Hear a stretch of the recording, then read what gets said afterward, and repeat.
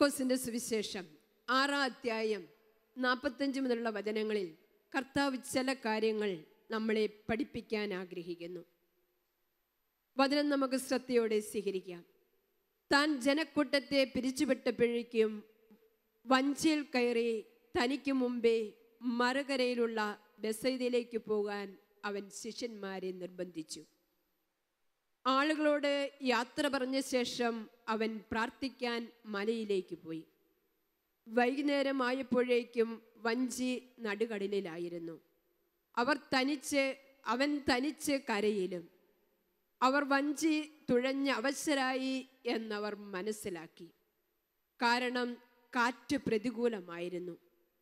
രാത്രിയുടെ 4-ാം യാമത്തിൽ അവൻ കടലിന് മീതെ നടന്ന് അവരുടെ അടുത്തെത്തി. ഈ ദൈവവചനത്തിലൂടെ ഒത്തിരിയേറെ പ്രതിസന്ധികളും പ്രതികൂല സാഹചര്യങ്ങളും നിറഞ്ഞ ഈ കാലഘട്ടത്തിൽ നമ്മുടെ ജീവിതത്തെ എങ്ങനെ ദൈവവചനത്തിലും ദൈവകൽപ്പനകളിലും ഊന്നി ജീവിച്ചുകൊണ്ട് ജീവിതത്തിൻ്റെ പ്രതിസന്ധികളെ തരണം ചെയ്യണമെന്ന് ദൈവം നമ്മെ പഠിപ്പിക്കുകയാണ്. ഇളകി മറിയുന്ന കടലിന് മീതെ നടന്ന്, വെള്ളത്തിന് മീതെ നടന്ന് ഈശോ നമ്മെ വലിയൊരു യാഥാർത്ഥ്യത്തിലേക്ക് നയിക്കുകയാണ്. വെള്ളത്തിന് മീതെ നടക്കുന്ന ക്രിസ്തുവിനെയാണ് ഇന്ന് നാം കാണുന്നത്. ഒരിക്കൽ ഒരു കുടുംബം എൻ്റെ അടുക്കൽ പ്രാർത്ഥിക്കാൻ വന്നു. ഒരുവിധം നന്നായി സെറ്റിലായി നീങ്ങുന്ന കുടുംബമാണ്. നല്ല ദൈവഭക്തിയും വിശ്വാസവുമുള്ള കുടുംബം. 5 മക്കളുണ്ട്. 3 മക്കളെയും കൊണ്ടാണ് അവർ എൻ്റെ അടുക്കൽ എത്തുന്നത്. മൂത്ത 3 പെൺകുട്ടികൾ. വളരെ ആകർഷകത്വമുള്ള വിശ്വാസത്തിൻ്റെ പ്രൗഢിയുള്ള കുടുംബാംഗങ്ങൾ ഒന്നിച്ച് പ്രാർത്ഥിക്കാനിരിക്കുമ്പോൾ അല്പമൊന്ന് സംസാരിച്ച് പ്രാർത്ഥനയിലേക്ക് കടന്നു. കർത്താവ് ചില വെളിപ്പെടുത്തലുകൾ തന്നു. എന്നെ അത് അതിശയിപ്പിച്ചു. എങ്ങനെ അത് അവരോട് പങ്കുവെക്കണമെന്നറിയാതെ ഞാൻ അല്പമൊന്ന് വിഷമിച്ചു. കാരണം ഒരുവിധം നല്ല രീതിയിൽ ജീവിച്ചു പോകുന്ന ആ കുടുംബം കർത്താവ് എനിക്ക് ചില വെളിപ്പെടുത്തലുകൾ തന്നുകൊണ്ട് ഇങ്ങനെ ബോധ്യപ്പെടുത്തുകയാണ്. നിങ്ങളുടെ ജീവിത മേഖലകളെ ഞാനൊന്ന് തിരിച്ചുമറിക്കാൻ ആഗ്രഹിക്കുന്നു. അതിന് അവരെ നീ ഒരുക്കുക. ഈ സന്ദേശം കിട്ടി ഇത് അവതരിപ്പിക്കാൻ വേണ്ടി ഞാൻ അവരോട് പറഞ്ഞു, കർത്താവ് നിങ്ങളെ വലിയൊരു കാര്യത്തിന് വേണ്ടി ഒരുക്കാൻ ആഗ്രഹിക്കുകയാണ്. അതുകൊണ്ട് ഇപ്പോൾ നിങ്ങളായിരിക്കുന്ന അവസ്ഥയിൽ നിന്നൊക്കെ അല്പമൊന്ന് താഴാനും കർത്താവിനോട് സഹകരിക്കാനുമുള്ള മനസ്സ് കാണിച്ചാൽ നാളെ ദൈവം നിങ്ങളെ വലിയ കാര്യങ്ങൾക്ക് വേണ്ടി എടുത്തുപയോഗിക്കും. ഞാൻ പറഞ്ഞെങ്കിലും അവർക്കതിനെക്കുറിച്ച് വ്യക്തതയൊന്നും കിട്ടിയില്ല. ഞാൻ പറഞ്ഞു, പുൽത്തൊഴുത്തിൽ ജനിച്ച ക്രിസ്തുവിനെയും കാൽവരിയിലേക്ക് കയറുന്ന ക്രിസ്തുവിനെയുമാണ് നിങ്ങൾക്ക് മുമ്പിൽ കാണിച്ചു തരുന്നത്. അതുകൊണ്ട് ഇപ്പോഴുള്ള നിങ്ങളുടെ പ്രതാപത്തിൽ നിന്നും സ്ഥാനമാനങ്ങളിൽ നിന്നും സമ്പത്തിൻ്റെ സുരക്ഷിതത്വത്തിൽ നിന്നും ഭവനത്തിൻ്റെ ഭദ്രതയിൽ നിന്നും നിങ്ങളെ ഒരുപടി താഴേക്കിറക്കി ഒന്നുമില്ലാത്ത ചില ജീവിതത്തിൻ്റെ തിക്തത നിറഞ്ഞ അനുഭവങ്ങളിലൂടെയും തെറ്റിദ്ധാരണകളിലൂടെയും കടന്നു പോകേണ്ടി വരും. അപ്പോഴും അവർക്കതിനെക്കുറിച്ച് മനസ്സിലാക്കാൻ പറ്റുന്നില്ല. നല്ലൊരു ബിസിനസ്സുകാരനാണ്. എല്ലാവിധത്തിലും സമൂഹത്തിൽ നല്ലൊരു സ്ഥാനമുണ്ട്. 2 കുടുംബങ്ങളും നല്ല വിധം സെറ്റിലായ കുടുംബങ്ങളാണ്, ഭാര്യയുടെയും ഭർത്താവിൻ്റെയും. ഞാൻ പറഞ്ഞു, ദൈവം നിങ്ങളിൽ നിന്ന് വലിയ കാര്യം ആവശ്യപ്പെടുന്നത് കൊണ്ട് അതിനായി നിങ്ങളെ തയ്യാറാക്കാൻ അധികം താമസിക്കാതെ വന്നൊരു ധ്യാനം കൂടണം. അവരതിന് സമ്മതിച്ചു. വെക്കേഷൻ വന്നപ്പോൾ കുടുംബസമേതം അവർ ധ്യാനത്തിന് വന്നു. അതിനുശേഷം അവരുടെ ജീവിതത്തിൽ ദൈവം ഇടപെടാൻ തുടങ്ങിയ അനുഭവങ്ങളായിരുന്നു. അവരെൻ്റെ അടുക്കൽ വരുന്നത് തന്നെ ബിസിനസ്സിൽ ചില പരാജയങ്ങളും സാമ്പത്തിക പ്രതിസന്ധികളും നേരിടുന്ന ഒരവസ്ഥയിലാണ്. അതിൻ്റെ അവസ്ഥ അങ്ങ് മൂർച്ഛിച്ച് ഉണ്ടായിരുന്ന കിടപ്പാടം പോലും വിറ്റു. എന്നിട്ടും ബാധ്യത തീർക്കാൻ പറ്റുന്നില്ല. അവസാനം ഉണ്ടായിരുന്നതെല്ലാം ലേലം ചെയ്ത് കടക്കാർക്ക് വീതം വെച്ചു. കയറിക്കിടക്കാൻ ഒരിടമില്ല. 5 കുഞ്ഞുങ്ങളെയും കയ്യിൽ പിടിച്ച് ഇറങ്ങുമ്പോൾ ബാധ്യതക്കാർക്ക് പങ്കുവെച്ചതിൻ്റെ ഒരു ഓഹരി അദ്ദേഹത്തിൻ്റെ കയ്യിലേക്ക് ആരോ നീട്ടിക്കൊടുത്തു. വെറും 50,000 രൂപ. ഇത് കയ്യിൽ മേടിച്ച ഇനി എന്ത് ചെയ്യും? എങ്ങോട്ട് പോകും? ആരിൽ ആശ്രയിക്കും? അദ്ദേഹം എന്നെ വിളിച്ചു. സിസ്റ്റർ അന്ന് പറഞ്ഞെങ്കിലും ഞങ്ങൾക്കൊന്നും മനസ്സിലായില്ല. ഇപ്പോൾ ഞങ്ങൾ മനസ്സിലാക്കുന്നു. വ്യക്തിക്ക് വേണ്ടി ഞാൻ പ്രാർത്ഥിച്ചു. വീണ്ടും ഒരു കർത്താവ് 121 സങ്കീർത്തനം തന്നിട്ട് അവരോടത് നിരന്തരം ചൊല്ലി പ്രാർത്ഥിക്കണമെന്ന് ആവശ്യപ്പെട്ടു. പർവ്വതങ്ങളിലേക്ക് ഞാൻ കണ്ണുകൾ ഉയർത്തുന്നു. എനിക്ക് സഹായം എവിടെ നിന്ന് വരും?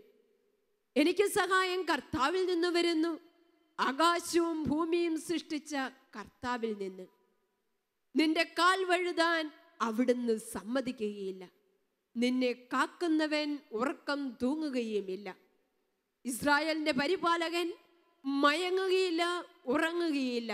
കർത്താവാണ് നിന്റെ കാവൽക്കാരൻ. നിനക്ക് തണലേകാൻ അവിടുന്ന് നിന്റെ വലത്തുഭാഗത്തുണ്ട്. പകൽ സൂര്യനോ രാത്രി ചന്ദ്രനോ നിന്നെ ഉപദ്രവിക്കുകയില്ല. സകല തിന്മകളിൽ നിന്നും കർത്താവ് നിന്നെ കാത്തുകൊള്ളും. അവിടുന്ന് നിന്റെ ജീവൻ സംരക്ഷിക്കും. കർത്താവ് നിന്റെ വ്യാപാരങ്ങളെ ഇന്നുമെന്നും കാത്തുകൊള്ളും. ഈ വചനം അവർക്കായി കർത്താവ് വ്യക്തതയോടെ സംസാരിച്ചപ്പോൾ അവരിത് എല്ലാ ദിവസവും ചൊല്ലി പ്രാർത്ഥിക്കാൻ തുടങ്ങി. ഒരാഴ്ചയ്ക്ക് ശേഷം വീണ്ടും എന്നെ വിളിച്ചു. സിസ്റ്റർ, വീട് ഇറങ്ങിക്കൊടുക്കേണ്ട ദിവസം വരികയാണ്. ഞങ്ങൾ എന്ത് ചെയ്യണം? കർത്താവ് വ്യക്തമായി ചില വെളിപ്പെടുത്തലുകൂടെ പറഞ്ഞു. ഇന്ന സ്ഥലത്ത് ഇനി ഒരു സാഹചര്യത്തിൽ നിനക്ക് വേണ്ടി ഇത്ര രൂപയ്ക്ക് ഞാനൊരു വീട് തയ്യാറാക്കിയിട്ടുണ്ട്.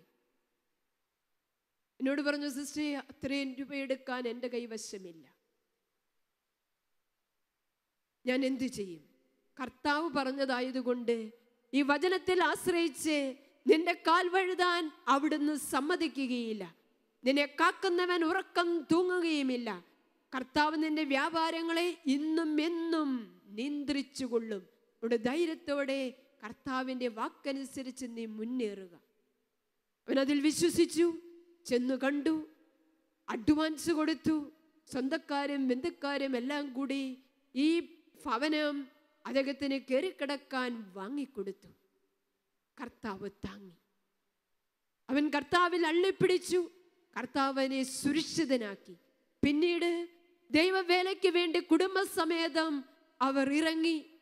ദൈവം അവരെ അനുഗ്രഹിച്ചു. മക്കൾ പഠിച്ച് നല്ല നിലകളിലേക്ക് എത്തി. അവരുടെ പരിധിയിൽ ചിന്തിക്കാവുന്നതിനേക്കാൾ ഉന്നതമായ സ്ഥാനങ്ങളിലേക്കും ജോലികളിലേക്കും എത്തിച്ച് വീണ്ടും അവരെ സമൂഹത്തിൽ ഉന്നതമായ ഒരു സ്ഥാനത്തേക്ക് എത്തിക്കുകയാണ്. എന്നാൽ പലപ്പോഴും നമ്മൾ ഓർക്കണം, നമ്മുടെ പ്രതീക്ഷയ്ക്ക് വിപരീതമായ ചില രോഗങ്ങളോ സാമ്പത്തിക പ്രതിസന്ധികളോ തകർച്ചകളോ ഏറ്റുമുട്ടലുകളോ ഒക്കെ കടന്നു വരുമ്പോൾ നാം പലപ്പോഴും എന്താണ് ചെയ്യുന്നത്? നിരാശയിലേക്ക് നിബന്ധിച്ച്, ഭാരം കൊണ്ട് മനസ്സ് തളർന്ന്, മറ്റുള്ളവരെ പഴിച്ച്, കുറ്റം വിധിച്ച്, ദൈവത്തെ പഴിച്ച്, ദൈവത്തിൽ നിന്ന് അകന്ന്, കുദാശകളിൽ നിന്ന് അകന്ന് ഉൾവലിയുമ്പോൾ തിന്മ നമ്മളെ കീഴ്പ്പെടുത്തും. എന്നാൽ വീണ്ടും ദൈവത്തിലേക്ക് അള്ളിപ്പിടിക്കാനും ദൈവികമായ കാര്യങ്ങളിലേക്ക് ചേർന്ന് നിൽക്കാനും വിശ്വാസത്തിൽ നിനക്ക് ഉറപ്പുണ്ടെങ്കിൽ ഒരു തിന്മയ്ക്കും നിന്നെ കീഴ്പ്പെടുത്താൻ സാധിക്കുകയില്ല. ദൈവവചനം നമ്മളെ അത് വളരെ വ്യക്തതയോടെ പഠിപ്പിക്കുന്നുണ്ട്. യൂദത്തിന്റെ പുസ്തകത്തിൽ ഒരനുഭവം കർത്താവ് വ്യക്തമാക്കി തരുന്നു. ഇസ്രായേൽ ജനത്തെ പീഡിപ്പിക്കാനും എതിർത്ത് യുദ്ധം ചെയ്ത് നശിപ്പിക്കാനും വേണ്ടി അസിറിയ രാജ്യം തയ്യാറെടുക്കുകയാണ്. അതിനവർ കൂടിയാലോചന നടത്തി ഏത് രീതിയിൽ ഇസ്രായേലിനെ തോൽപ്പിക്കാം. അവർ പറഞ്ഞു, ഒരിക്കലും ഇസ്രായേൽ ജനത്തിനെതിരെ യുദ്ധം ചെയ്ത് വിജയം വരിക്കുക നമുക്ക് സാധ്യമല്ല. കാരണം അവർ ആകാശവും ഭൂമിയും സൃഷ്ടിച്ച ദൈവമായ കർത്താവിലാണ് ആശ്രയം വെച്ചിരിക്കുന്നത്. അങ്ങനെ പറഞ്ഞ് ഒഴിവാകാനൊന്നും സാധിക്കുകയില്ല എന്ന് പറഞ്ഞ് അവർ വീണ്ടും യുദ്ധത്തിന് ഒരുങ്ങിയപ്പോൾ അതിലൊരു വ്യക്തി എഴുന്നേറ്റ് നിന്ന് പറഞ്ഞു, ഇസ്രായേലിനെ പരാജയപ്പെടുത്തണമെങ്കിൽ അവരെ അവരുടെ ദൈവത്തിൽ നിന്നും അകറ്റണം. ഇവിടെ ഞാനൊരു തന്ത്രം പറയാം. അവരുടെ എല്ലാ ജലസംഭരണികളും അടച്ച് അവർക്ക് ജലം കിട്ടാതെ വരുമ്പോൾ അവർ ദൈവത്തിനെതിരെ പിറുപിറുക്കുകയും പരാതിപ്പെടുകയും ദൈവത്തിൽ നിന്ന് അകലുകയും ചെയ്യും. അങ്ങനെ ജനം ദൈവത്തിൽ നിന്ന് അകന്ന് താഴ്വരകളിലേക്ക് വെള്ളം തേടി ഇറങ്ങുമ്പോൾ സൈന്യസമേതം ചെന്ന് അവരെ തോൽപ്പിച്ച് നമുക്കവരെ കീഴ്പ്പെടുത്താം. അവൻ്റെ ആലോചനയും തീരുമാനവും അവർക്ക് വളരെ തൃപ്തികരമായി തോന്നി. അങ്ങനെ ഇത്രയും വേഗം പദ്ധതികൾ നടപ്പാക്കി ജലസംഭരണികളെല്ലാം അവർ അടച്ചു. ഇസ്രായേൽ ജലത്തിൻ്റെ സ്രോതസ്സുകളെല്ലാം അടയപ്പെട്ടപ്പോൾ അവർ വരണ്ടുണങ്ങി. അവർക്ക് കുടിവെള്ളമില്ലാതായി. ഇനി എന്ത് ചെയ്യും? രാജാവും സൈന്യാധിപരും ഈ അവസ്ഥകളെ മനസ്സിലാക്കിക്കൊണ്ട് ഭയപ്പെട്ട് വിറങ്ങലിക്കുകയാണ്. അസിറിയ രാജ്യം കൊർണോബളുസിന്റെ നേതൃത്വത്തിൽ യുദ്ധത്തിന് തയ്യാറായി നിൽക്കുന്നു, വെല്ലുവിളിക്കുന്നു. നിങ്ങളുടെ ദൈവം നിങ്ങളെ രക്ഷിക്കട്ടെ എന്ന് ആർത്തു പാടി ആഘോഷിക്കുന്നു. ഇതിനു മുമ്പിൽ ജനം നിലവിളിച്ചുകൊണ്ട് യൂദിത്ത് എന്ന് പറയുന്ന ഭക്തസ്ത്രീയെ സമീപിക്കുകയാണ്. യൂദിത്തിന്റെ പുസ്തകം 8:31 വചനത്തിൽ പറയുന്നു, നീ ഭക്തിയാകിയാൽ ഞങ്ങൾക്ക് വേണ്ടി പ്രാർത്ഥിക്കുക. കർത്താവ് മഴ പെയ്യിച്ച് നമ്മുടെ ജലസംഭരണികൾ നിറയ്ക്കും. നമ്മൾ തളർന്നു വീഴാതെ പിടിച്ചു നിൽക്കാൻ നമുക്ക് കഴിയും. ജനമോളോട് പറയുന്നത്, ഈ പ്രതിസന്ധിയിൽ ഞങ്ങൾക്ക് രക്ഷപ്പെടാൻ നീ ഞങ്ങൾക്ക് വേണ്ടി പ്രാർത്ഥിക്കുക.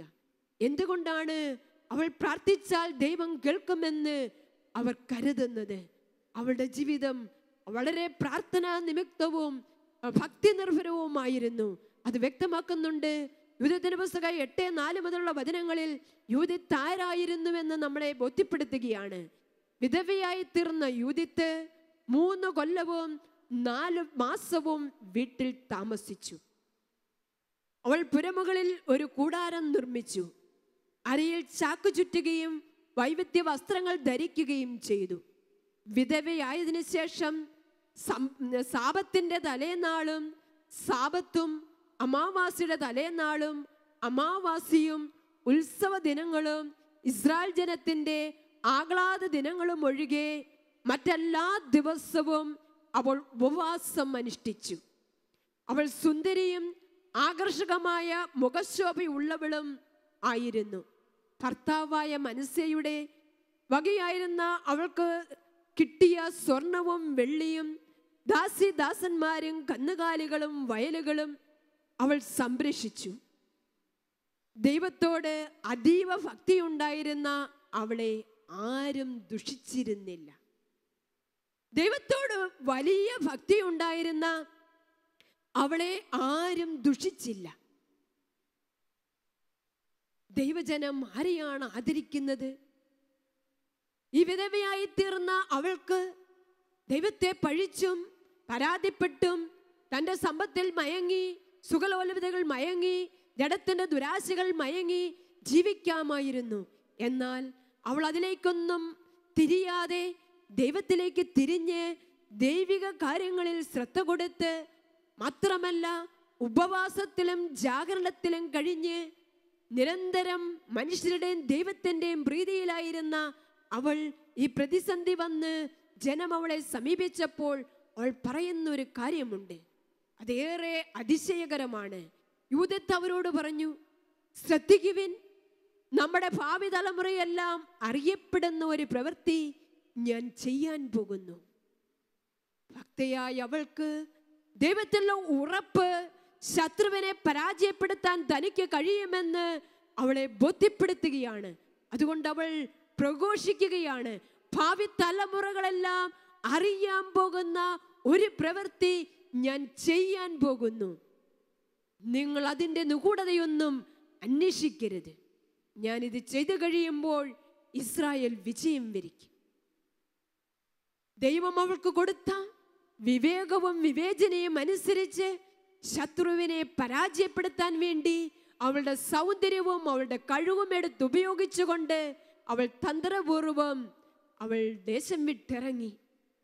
ഒർണോബിൾസിനെ ചെന്ന് കണ്ട് അവൻ്റെ അടുക്കൽ ചെന്ന് കാര്യങ്ങൾ ഉണർത്തിച്ച് അവൻ്റെ വസതിയിൽ അവൾ സ്ഥാനം പിടിച്ചു. ശത്രുവിനെ കീഴടക്കാൻ ധൈര്യപൂർവ്വം മുന്നേറിയ അവളെ ദൈവം കാത്തു സംരക്ഷിച്ചു ശത്രുകരങ്ങളിൽ നിന്ന്. മാത്രമല്ല, അവൾ ശത്രുവിന്റെ തല ശിരസ് ഛേദിച്ച് അവൾ കഷത്തിൽ വെച്ച് എത്രയും വേഗം ദേശത്തേക്ക് ഓടിയെത്തി. ഓർക്കണം ദൈവമക്കളെ, നാം ഏത് പ്രതിസന്ധികളിലൂടെ നീങ്ങിയാലും നമ്മുടെ ചിന്തയും മനസ്സും ദൈവത്തിലേക്ക് ഉയർത്തപ്പെട്ടതും ദൈവത്തോട് ചേർന്ന് നിൽക്കുന്നതുമായ ഒരു ജീവിതമാണ് എനിക്കും നിങ്ങൾക്കുമുണ്ടെങ്കിൽ ഒരു ശക്തിയും നിന്നെ കീഴ്പ്പെടുത്തുകയില്ല. ഒരു ശത്രുവും നിന്റെ മേൽ വിജയം വരിക്കുകയില്ല. ഏത് പ്രതിസന്ധിയും അതിജീവിക്കാൻ നിനക്ക് കഴിയും. ഇതാണ് യേശു ഇന്നത്തെ സുവിശേഷത്തിൽ നമ്മളോട് കാണിച്ചു തന്നത്. ശിഷ്യന്മാര് തങ്ങളുടെ ശുശ്രൂഷ കഴിഞ്ഞ് മറുകരയിലേക്ക് യാത്രയായി. യേശു എന്ത് ചെയ്തു? രാത്രിയുടെ യാമങ്ങളിൽ പ്രാർത്ഥിക്കാനായി മലമുകളിലേക്ക് കയറി. പ്രാർത്ഥിക്കുന്ന മനുഷ്യൻ അവിടെ നിൽക്കുമ്പോൾ ദൈവിക ശക്തി കൊണ്ട് നിറയുന്നു. അവൻ എന്ത് ചെയ്യുകയാണ്? തൻ്റെ ശിഷ്യരുടെ ബുദ്ധിമുട്ട് ആ പ്രാർത്ഥനയിൽ തിരിച്ചറിയുകയാണ്. അവർ കടലിൻ്റെ നടുവിലേ എത്തിയിട്ടുള്ളൂ.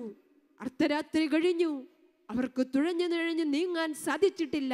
കാരണം കാറ്റ് പ്രതികൂലമാണ്.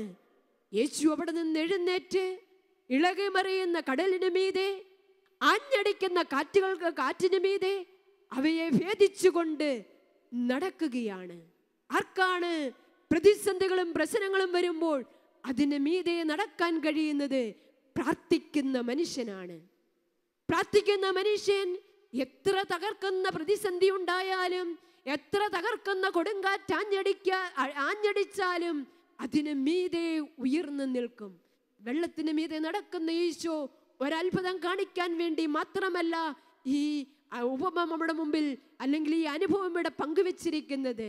ഏത് ജീവിതത്തിൻ്റെ തിക്തത നിറഞ്ഞ അനുഭവങ്ങളിലും എത്രമാത്രം തെറ്റിദ്ധാരണകളും കുറ്റാരോപണങ്ങളും വെല്ലുവിളികളും നിറഞ്ഞ ജീവിതത്തിൻ്റെ യാഥാർത്ഥ്യത്തിന് മുമ്പിലും നിങ്ങൾ അടിപതറരുത്, നിങ്ങൾ പരാജയപ്പെടരുത്. പ്രാർത്ഥനയോടെ ദൈവത്തിൻ്റെ സന്നിധിയിലേക്ക് കരങ്ങൾ ഉയർത്തണം.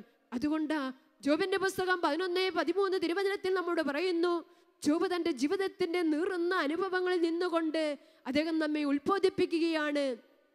ഹൃദയം ദൈവത്തിൽ ഉറപ്പിച്ച് കരങ്ങൾ ഉയർത്തി നിങ്ങൾ പ്രാർത്ഥിച്ചിരുന്നെങ്കിൽ, ഹൃദയം ദൈവത്തിൽ ഉറപ്പിച്ച് കരങ്ങൾ ഉയർത്തി നിങ്ങൾ പ്രാർത്ഥിച്ചിരുന്നെങ്കിൽ, നമ്മൾ ഓർക്കണം, നിന്നെ വെട്ടിയാടുന്നത് രോഗപീഠകളാകട്ടെ, സാമ്പത്തിക തകർച്ചകളാകട്ടെ, മക്കളുടെ പ്രശ്നങ്ങളാകട്ടെ, തെറ്റിദ്ധാരണകളുടെ കൂടാരങ്ങളാകട്ടെ, എന്തുമാകട്ടെ, ഇതിനെ എതിർത്ത് നിൽക്കാൻ നിനക്ക് ശക്തി വേണോ? അതിനുള്ള ഒരേ ഒരു വഴിയാണ് നീ പ്രാർത്ഥിക്കുന്ന വ്യക്തിയാകുക, ദൈവവിശ്വാസത്തിൽ ആഴമുള്ള വ്യക്തിയായി മാറുക. ഇത് നമുക്ക് സാധിച്ചാൽ മാത്രമേ നമ്മുടെ ജീവിതത്തിൻ്റെ യാഥാർത്ഥ്യങ്ങളെ നമുക്ക് നേരിടാൻ കഴിയൂ. തിരുവചനങ്ങളിലൂടെ കടന്നു പോകുമ്പോൾ രാജാക്കന്മാരുടെ 1-ാം പുസ്തകം 19-ാം തിരുവചനത്തിൽ നമ്മൾ മറ്റൊരു അനുഭവം കാണുന്നുണ്ട്. ഏലിയ പ്രവാചകൻ ശത്രുവിനെ ഭയന്ന് ഓടിയൊളിക്കുകയാണ്. അവൻ യാത്ര തുടർന്നു. ക്ഷീണിതനായി അവൻ കിടന്നുറങ്ങി. ദൈവത്തിൻ്റെ ദൂതൻ അവനെ വിളിച്ചുണർത്തി. അവനോട് പറഞ്ഞു, ഇത് ഭക്ഷിക്കുക, ഇല്ലെങ്കിൽ നിനക്ക് യാത്ര ദുഷ്കരമായിരിക്കും. കണ്ടോ, ഇത് ഭക്ഷിക്കുക, അല്ലെങ്കിൽ നിനക്ക് യാത്ര ദുഷ്കരമായിരിക്കും. ജീവിതത്തിൻ്റെ പ്രതികൂല മേഖലകളിൽ കർത്താവ് നമുക്ക് ഭക്ഷിക്കാനായി നൽകിയിരിക്കുന്ന തിരുവചനവും വിശുദ്ധ കുർബാനയും ഒരു വ്യക്തി നിരന്തരം പാനം ചെയ്ത് ഭക്ഷിക്കുന്നില്ലെങ്കിൽ അവൻ്റെ യാത്ര ദുഷ്കരമായിരിക്കും. അവനതെടുത്ത് ഭക്ഷിച്ചു, വീണ്ടും കിടന്നുറങ്ങി എന്ന് വചനം പറയുന്നു. എങ്കിലും വീണ്ടും അവനെ തട്ടി ഉണർത്തി, വീണ്ടും അവന് ഭക്ഷിക്കാൻ കൊടുത്തു. അതിൻ്റെ ശക്തി കൊണ്ട് അവൻ 40 ദിനരാത്രങ്ങൾ നടന്നു. അവൻ വലിയൊരു ഗുഹയിലെത്തി. അവൻ കർത്താവിന് വേണ്ടി കാത്തിരിക്കുകയാണ്. കർത്താവ് അവന് പ്രത്യക്ഷപ്പെട്ടു. വലിയ കൊടുങ്കാറ്റിൻ്റെ ആരവത്തോടെ വന്നു. എന്നാൽ എലിയാ പ്രവാചകന് കർത്താവിനെ തിരിച്ചറിയാൻ കഴിഞ്ഞില്ല. ഭൂകമ്പത്തിൻ്റെ ശബ്ദകോലാഹലങ്ങളോടെ വന്നു. അപ്പോഴും എലിയാ പ്രവാചകന് കർത്താവിനെ തിരിച്ചറിയാൻ കഴിഞ്ഞില്ല. വലിയ അഗ്നിനാളങ്ങളായി ഇറങ്ങി വന്നു. അപ്പോഴും കർത്താവിനെ തിരിച്ചറിയാൻ അവന് കഴിഞ്ഞില്ല. എന്താ സഹോദരങ്ങളെ, ജീവിതത്തിൽ കർത്താവ് ഇറങ്ങി വരുന്നത് ചില കൊടുങ്കാറ്റും ചില ഭൂമികുലുക്കവും ചില അഗ്നിനാളങ്ങളും ഒക്കെ ആയിട്ടാണ്. പ്രതിസന്ധികൾ, പ്രശ്നങ്ങൾ, ഇതിനുള്ളിലിരിക്കുന്ന കർത്താവിനെ ഒരു വ്യക്തിക്ക് തിരിച്ചറിയണമെങ്കിൽ വചനം പറയുന്നു, മൃദുലമായ ഒരു സ്വരം അവൻ കേട്ടു, അതിൽ കർത്താവിനെ അവൻ കണ്ടു. ഈ കൊടുങ്കാറ്റിന്റെയും ഭൂകമ്പത്തിന്റെയും അഗ്നിജ്വാലയുടെയും ഇരമ്പലിന്റെ ഉള്ളിലുള്ള മൃദുല സ്വരം കേൾക്കാൻ മാത്രം നിന്റെ ഹൃദയം ശാന്തമായാൽ, നിന്റെ വിശ്വാസം ദൃഢമായാൽ തീർച്ചയായും നിനക്കവിടെ കർത്താവിനെ തിരിച്ചറിയാൻ കഴിയും. ശിഷ്യന്മാര് നടന്നു വന്ന യേശുവിനെ തിരിച്ചറിഞ്ഞില്ല. ഈ കടലിന് മീതെ അർദ്ധരാത്രിയിൽ കടന്നു വരുന്നത് ഭൂതമാണെന്ന് കരുതി അവർ ഭയപ്പെട്ടു. ഇതുപോലെ ജീവിതത്തിൽ ചില അനുഭവങ്ങളുമായി ദൈവം നമ്മെ സമീപിക്കുമ്പോൾ നമ്മൾ പലപ്പോഴും ഭയപ്പെട്ട് വിറങ്ങലിക്കുകയാണ്. എന്നാൽ വചനം നമ്മെ ഓർമ്മിപ്പിക്കുന്നു, കർത്താവിൽ അഭയം തേടുക, അവിടുന്ന് നിന്നെ താങ്ങിക്കൊള്ളും. നിന്റെ ഭാരങ്ങളെല്ലാം കർത്താവിനെ ഏൽപ്പിക്കുക, അവിടുന്ന് നിന്നെ സംരക്ഷിച്ചുകൊള്ളും.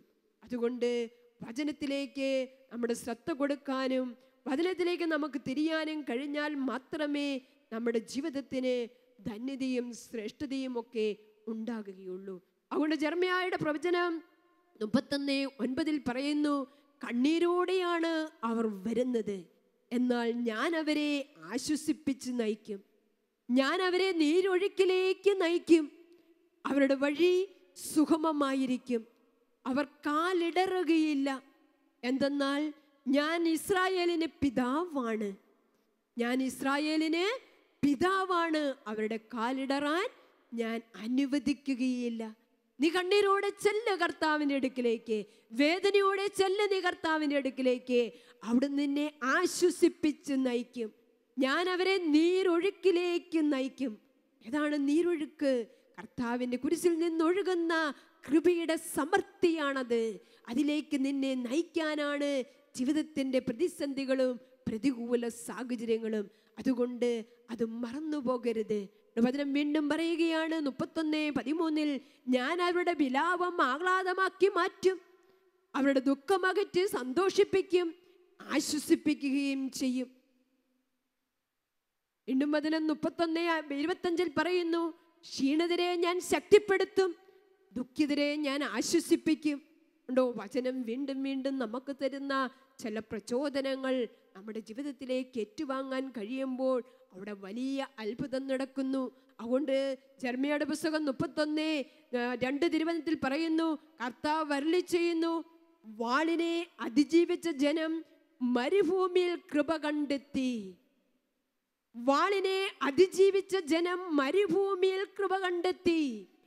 പ്രതിസന്ധികളെ അതിജീവിച്ച് മരുഭൂമിയുടെ തിക്തത നിറഞ്ഞ തെറ്റിദ്ധാരണകളുടെയും കുറ്റാരോപണങ്ങളുടെയും അവസ്ഥയിൽ വിണ്ടുണങ്ങി വരണ്ടുണങ്ങി ഹൃദയം മരവിച്ചിരിക്കുമ്പോൾ ആ മരുഭൂമിയുടെ യാഥാർത്ഥ്യത്തിലേക്ക് കർത്താവ് തൻ്റെ കൃപയുടെ സമൃദ്ധി, പരിശുദ്ധാത്മാവിൻ്റെ നിറവ്, ജീവന്റെ തുടിപ്പ് നിനക്ക് പകർന്നു തരുമെന്ന് വചനം നിന്നെ ബോധ്യപ്പെടുത്തുകയാണ്.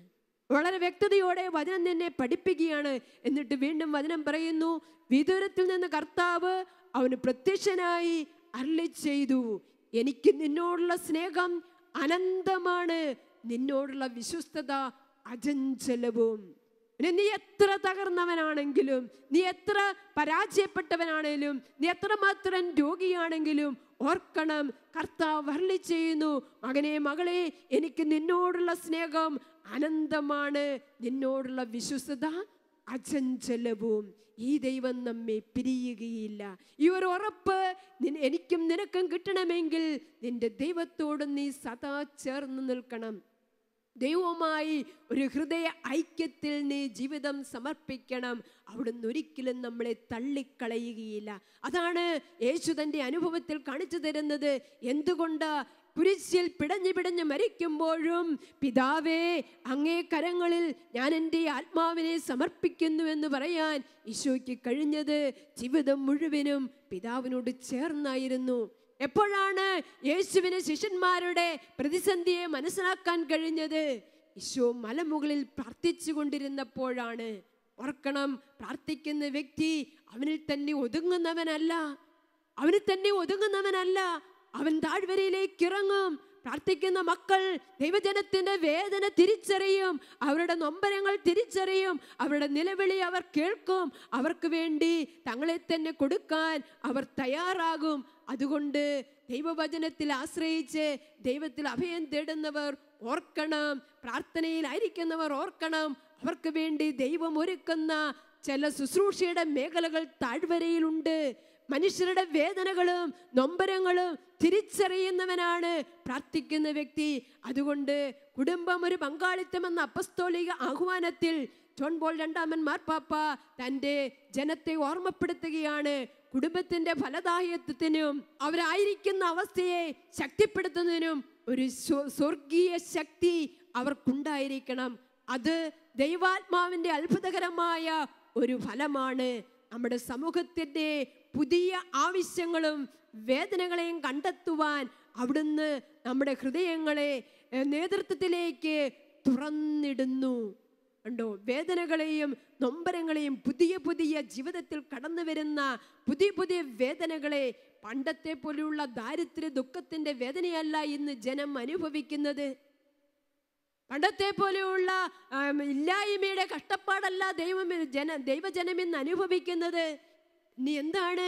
പാപത്തിലേക്ക് നിബന്ധിച്ച് കരകയറാൻ പറ്റാത്ത വിധം ചില ദുശ്ശീലങ്ങളിലേക്കും ദുഷ്തഴക്കങ്ങളിലേക്കും വീണുപോകുന്ന ദൈവജനത്തിന്റെ വേദന, ദൈവജനത്തിന്റെ നൊമ്പരപ്പാടുകൾ മാധ്യമങ്ങളുടെയും ദുരാശകളുടെയും പിടിയിലേക്ക് അമർന്നിട്ട് കയറാൻ പറ്റാതെ തുഴഞ്ഞു മടുക്കുന്ന തളരുന്ന ശിഷ്യന്മാരെ പോലെ തളർന്നിരിക്കുന്ന ദൈവജനത്തിന്റെ മക്കളുടെ വേദന തിരിച്ചറിയാൻ ആർക്കാണ് കഴിയുന്നത്? പ്രാർത്ഥിക്കുന്ന മനുഷ്യനാണ്. നീ പ്രാർത്ഥിക്കുന്നവനാണോ? നിനക്കതിൽ തന്നെ ഒതുങ്ങാൻ കഴിയില്ല. ഈശോ കാണിച്ചു തരുന്നുണ്ട്. താബോർ മലയിൽ ഈശോ പ്രാർത്ഥിച്ചു. തൻ്റെ വസ്ത്രങ്ങൾ വെണ്മയേറത്തക്ക വിധം അവന്റെ പ്രാർത്ഥന ശക്തമായി. സ്വർഗം താണിറങ്ങി. ശിഷ്യന്മാര് അതിനെ മഹത്വം ദർശിച്ച് ബോധം കെട്ട് ബോധരഹിതരായി മറിഞ്ഞു വീണു. അതിൻ്റെ അനുഭൂതിയിൽ അവർ പറഞ്ഞു, നമ്മൾ ഇവിടെ ആയിരിക്കുന്നത് നല്ലതാണ്, ഞങ്ങൾ 3 കൂടാരങ്ങൾ ഉണ്ടാക്കാം. എന്നാൽ യേശു അവരോട് പറഞ്ഞു, നമുക്ക് പോകാം, താഴ്വരയിലേക്ക് പോകാം. ഈ ദൈവാനുഭൂതി അതിൽ തന്നെ ഒതുക്കി വെക്കാനുള്ളതല്ല. താഴ്വരയിലേക്ക് ഇറങ്ങി ദൈവജനത്തിന് വേണ്ടി ജീവിക്കാനാണ്. വേദനിക്കുന്ന മക്കളിലേക്ക് ഇറങ്ങി നീ പുതിയ ശുശ്രൂഷ മേഖലകളെ കണ്ടെത്തി നിന്റെ ജീവിതം മാതൃക കൊണ്ട്. അതാണ് യൂദിത്ത് ചെയ്തത്. യൂദിത്ത് തൻ്റെ ജീവിതത്തിൽ അന്നുവരെ സമ്പാദിച്ച ഉപവാസത്തിൻ്റെയും പ്രാർത്ഥനയുടെയും ശക്തി അവൾ പ്രകടമാക്കിയത്. ഈ പ്രതിസന്ധിയുടെ നടുവിൽ സർവ്വ മനുഷ്യരും ശത്രുവിനെ ഭയന്ന് ഒളിച്ചോടിയപ്പോൾ അവർ ശത്രുവിൻ്റെ അടുക്കിലേക്ക് ഇറങ്ങിച്ചെന്നു. ശത്രുവിൻ്റെ അടുക്കിലേക്ക് ഇറങ്ങിച്ചെല്ലാൻ, അവനെ കീഴടക്കാൻ ഇന്നത്തെ കാലഘട്ടത്തെ ഒരപ്പൻ എന്ന നിലയിൽ, ഒരമ്മ എന്ന നിലയിൽ, ഒരു യുവാവ് എന്ന നിലയിൽ, ഒരു യുവതി എന്ന നിലയിൽ, ഒരു കുട്ടി എന്ന നിലയിൽ, ഒരു വിദ്യാർത്ഥി എന്ന നിലയിൽ കഴിയണമെങ്കിൽ ഞാനും നീയും നിന്റെ പ്രായത്തിനനുസരിച്ച് പ്രാർത്ഥനയിലായിരിക്കണം. ദൈവനിഷ്ഠയുള്ളവനായിരിക്കണം. സന്ധ്യാപ്രാർത്ഥനയിൽ നിഷ്ഠയോടെ പങ്കെടുക്കാനും കുദാശകൾ കൂടെ സ്വീകരിക്കാനും ഞാനും നീയും തയ്യാറായിക്കൊണ്ട് ദൈവത്തോടും ദൈവിക കാര്യങ്ങളോടും ചേർന്ന് നിൽക്കുമ്പോൾ തീർച്ചയായും ദൈവത്തിൻ്റെ ശക്തി നമ്മളിലേക്ക് പ്രവഹിക്കും. ദൈവത്തിൻ്റെ കൃപ നമ്മളിലേക്ക് ഒഴുകിയെത്തും. ഏത് പ്രതിസന്ധിയെയും അതിജീവിക്കാൻ യേശു കടലിന് മീതെ നടന്നതുപോലെ, കൊടുങ്കാറ്റിനെ ശാസിച്ചതുപോലെ, ദൈവത്തോട് ചേർന്ന് നിൽക്കുന്നവന്റെ വാക്കുകൾക്ക് കരുത്തുണ്ട്. ദൈവത്തിന്റെ വചനത്തിൽ ആഴപ്പെടുന്നവന്റെ വാക്കുകൾക്ക് ജീവനുണ്ട്. അതുകൊണ്ടാ അഞ്ഞടിച്ച കൊടുങ്കാറ്റിനോട് ശാന്തമാകുക എന്ന് യേശു പറഞ്ഞപ്പോൾ അത് ശാന്തമായി. എങ്കിൽ ദൈവവചനത്തിലേക്ക് ചേർന്ന് നിൽക്കാൻ, ആ വചനത്തെ കൂടെ വായിച്ച് ജീവിതവുമായി ആഴപ്പെടുത്താൻ ഞാനും നീയും തയ്യാറാകുന്നത് വഴി എന്നിൽ ശത്രുവിനെ കീഴടക്കാനുള്ള വലിയൊരു ശക്തി രൂപപ്പെടുകയാണ്. ഇത് നമ്മൾ സമ്പാദിക്കുന്നില്ലെങ്കിൽ, ഇത് നമ്മൾ ആർജിക്കുന്നില്ലെങ്കിൽ നാം അറിയാതെ തന്നെ വെള്ളത്തിലേക്ക് മുങ്ങിപ്പോകും. ശിഷ്യന്മാര് കടന്നു തുഴഞ്ഞതുപോലെ നിരന്തരം തുഴഞ്ഞ് അർദ്ധരാത്രിയിൽ നടുക്കടലിലായിരിക്കുന്ന അവസ്ഥ ജീവിതത്തിന്റെ സായാഹ്നത്തിലേക്ക് എത്തി.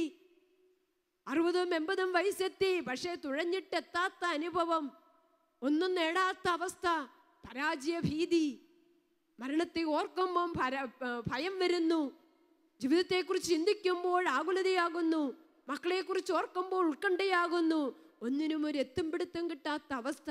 എന്തുകൊണ്ടാ? ഈ വിശ്വാസത്തിൽ വേണ്ടത്ര ദൃഢത, ദൈവത്തിലുള്ള ആശ്രയത്വം അറിയാതെ തന്നെ പലപ്പോഴും നമ്മളിൽ നിന്ന് ചോർന്നു പോയിട്ടുണ്ട്. അതുകൊണ്ട് ഈ ദൈവത്തിൻ്റെ ശക്തിയിലേക്ക് എൻ്റെയും നിങ്ങളുടെയും ഹൃദയം ഒന്ന് ചേർത്ത് വെച്ച് ദൈവനിഷ്ഠയോടെയുള്ള ഒരു ജീവിതശൈലി രൂപപ്പെടുത്തിയെടുക്കാൻ കഴിഞ്ഞാൽ തീർച്ചയായും ഇന്ന് നമുക്കെതിരെ വെല്ലുവിളി ഉണർത്തിക്കൊണ്ട് ഉയർന്നു വരുന്ന ഏതൊരു തിന്മയെയും, നന്മയുടെ രൂപത്തിൽ ഇന്ന് തിന്മ നമ്മുടെ സമൂഹത്തിലേക്ക് നുഴഞ്ഞു കയറുകയാണ്. അതിനെ വിവേചിക്കണമെങ്കിൽ, അതിനെ അതിജീവിക്കണമെങ്കിൽ പ്രാർത്ഥനയുടെ വലിയൊരു ശക്തി നിന്റെ കൂടെ ഉണ്ടാകണം, ഒരു ബലം നിന്റെ കൂടെ ഉണ്ടാകണം. അതിന് യുദ്ധത്തിനെ പോലെ ഉപവാസത്തിൽ നിഷ്ഠയുണ്ടാകണം, പ്രാർത്ഥനയിൽ നിഷ്ഠയുണ്ടാകണം. ആഡംബരങ്ങളിൽ നിന്നും സുഖലോലുപതകളിൽ നിന്നും ലോകത്തിൻ്റെ വ്യാപാരങ്ങളിൽ നിന്നും നീ നിന്നെ തന്നെ അല്പമൊന്നും മാറ്റി നിർത്തണം. അതാണ് ഒരു ക്രൈസ്തവന്റെ ജീവിതം, അതാണ് ദൈവാന്വേഷിയുടെ ജീവിതം, അതാണ് ദൈവത്തിലേക്ക് ചേർന്ന് നിൽക്കുന്നവന്റെ ജീവിതം. അതാണ് യേശു നമുക്ക് കാണിച്ചു തന്നത്. ശിഷ്യരെ പറഞ്ഞു വിട്ടിട്ട് അവൻ മലമുകളിലേക്ക് പ്രാർത്ഥിക്കാൻ വേണ്ടി കയറി. ഈ ഒരു പ്രാർത്ഥനയുടെ നിഷ്ഠ പതിവായി ഈശോയ്ക്കുണ്ടായിരുന്നു. ഒരപ്പൻ എന്ന നിലയിൽ, ഒരമ്മ എന്ന നിലയിൽ നിങ്ങളുടെ ജീവിതത്തിൽ പ്രാർത്ഥനയ്ക്ക് നിഷ്ഠയുണ്ടെങ്കിൽ മക്കൾ നിങ്ങളെ അനുസരിച്ചിരിക്കും. ഒരു യുവാവ് എന്ന നിലയിൽ, ഒരു യുവതി എന്ന നിലയിൽ നീ പ്രാർത്ഥനയിൽ ആഴപ്പെട്ട വ്യക്തിയാണെങ്കിൽ ഒരു ശത്രുവും നിന്നെ കീഴടക്കുകയില്ല. ഇന്നത്തെ കാലഘട്ടം ഏതൊരു വ്യക്തിയെയും വലിച്ചിഴച്ച് പാപത്തിലേക്കും തിന്മയിലേക്കും പുറന്തള്ളുന്ന അവസ്ഥയിലേക്കും തട്ടിത്തെറിപ്പിക്കുമ്പോൾ നിനക്ക് കരുത്തോടെ പിടിച്ചു നിൽക്കണമെങ്കിൽ ഈ ഒരു ശക്തി നീ ആർജിച്ചിരിക്കണം, ഈ ഒരു ബലം നീ ആർജിച്ചിരിക്കണം. അത് ദൈവത്തിൽ നിന്നേ ലഭിക്കൂ, അത് ദൈവിക കൃപയിൽ നിന്നേ ലഭിക്കൂ. അതുകൊണ്ട് ദൈവത്തോട് ചേർന്ന് നിൽക്കാം, ദൈവത്തോട് ചേർന്ന് നിൽക്കാം, ദൈവിക കാര്യങ്ങളോട് നമുക്ക് ചേർന്ന് നിൽക്കാം. ദൈവവചനത്തെ കൂടെ കൂടെ നമ്മുടെ സ്വന്തമായി ജീവിതത്തിലേക്ക് ചേർത്ത് വെക്കാം.